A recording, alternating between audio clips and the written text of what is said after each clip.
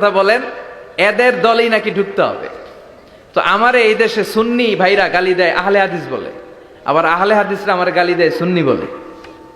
বুঝতে পেরেছেন?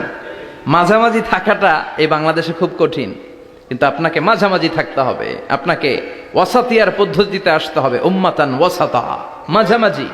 মাঝামাঝি, ডানেও না বায়েও না, সিরাতুল মুস্তাকিমে ডান বাম নাই, এটা সোজা।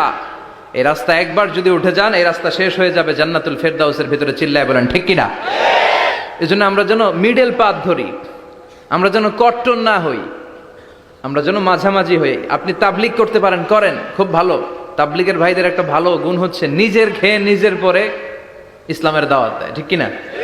নিজের টাকা ভেঙে দাওয়াত দিচ্ছে, তো তাদের কারণে অনেকে কালিমা শিখছে, অনেকে নামাজ শিখছে, তাদেরও কন্ট্রিবিউশন আছে না নাই?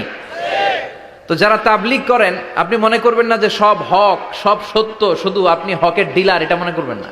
সব সত্য হক এটা আপনার বাবার দাদার সম্পত্তি, এটা মনে করবেন না। সব দলের মধ্যে হক থাকতে পারে, বরং সব দলের ভালো ভালো জিনিসগুলো নিয়ে নিজেকে সাজানো দরকার।